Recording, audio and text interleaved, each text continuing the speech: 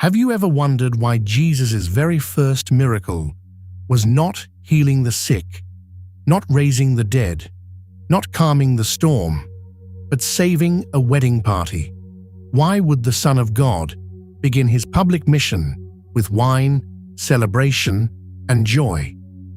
There is a hidden message in this story, a message most people completely miss. And once you see it, you may never look at your struggles, your waiting season, or even your relationship with God the same way again. Stay with me until the end, because what happened in Cana was not only about a wedding long ago, it may actually explain what God is doing in your life right now.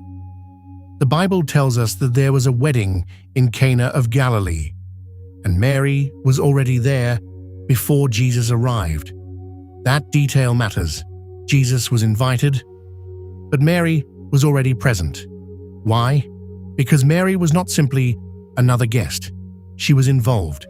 She noticed things nobody else noticed. She saw the behind-the-scenes problems before anyone else did.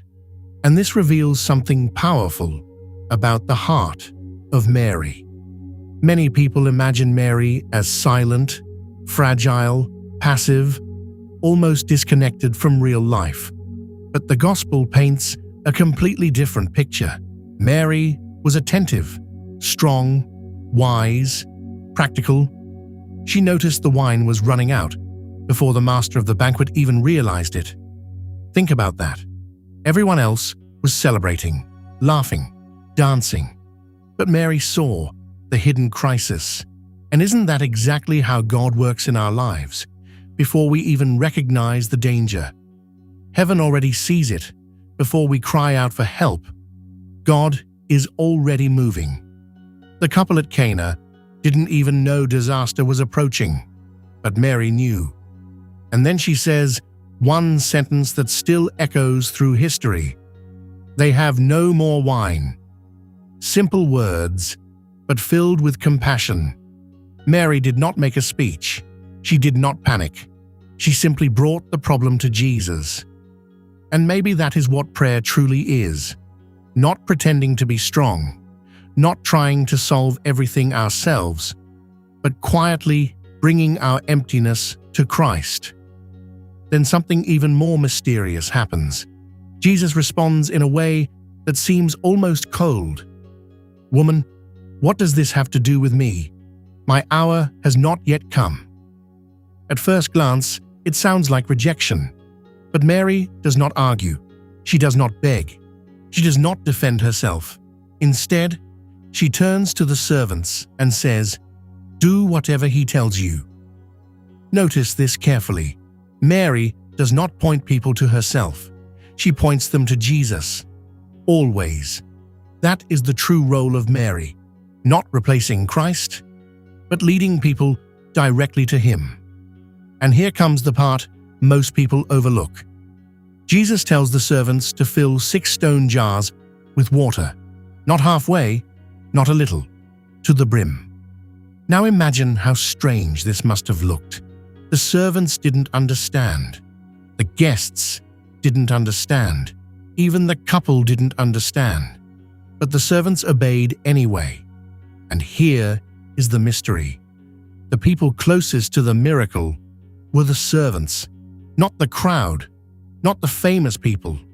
The servants, those willing to obey even when it made no sense. Could it be that some of the confusion in our lives comes because we want explanations before obedience?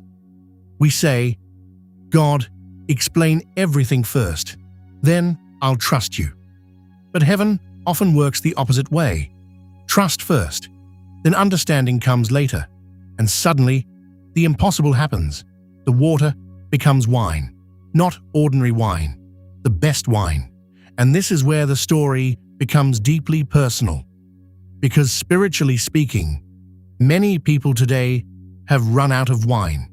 The wine of hope, the wine of joy, the wine of peace.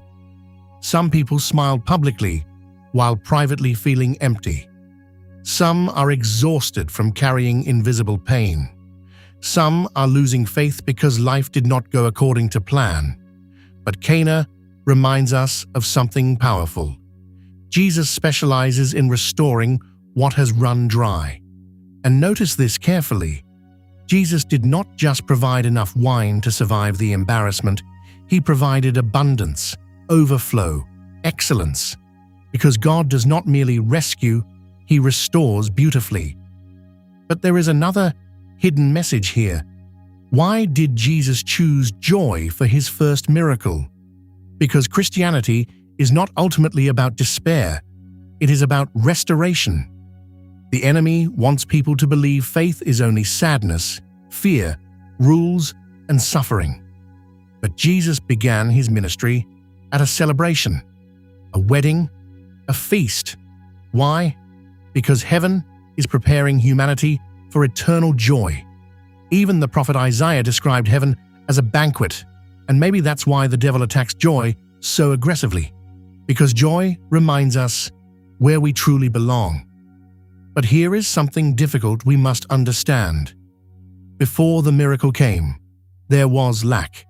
Before the abundance, there was emptiness. Before the best wine appeared, the old wine had to fail. And perhaps that is where you are right now.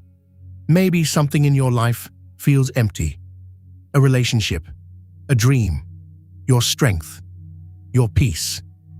Maybe you are asking God, why did you allow this to run out?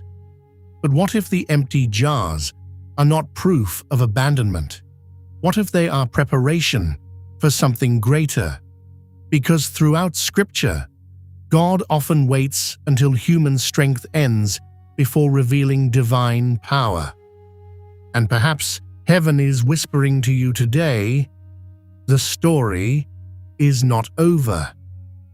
The servants thought they were carrying ordinary water, but they were actually participating in a miracle. And maybe you also feel like your daily life is ordinary, your prayers unnoticed, your struggles meaningless, your obedience invisible. But heaven sees every drop you carry. Nothing surrendered to God is wasted. Nothing. So if you are tired today, if your wine has run out, if you feel unseen, remember Cana, remember the servants, remember Mary's words, do whatever He tells you. Because the same Jesus who transformed water into wine can still transform fear into peace, failure into purpose, and emptiness into overflowing joy. And maybe, just maybe, the best wine of your life has not already passed. Maybe it is still coming.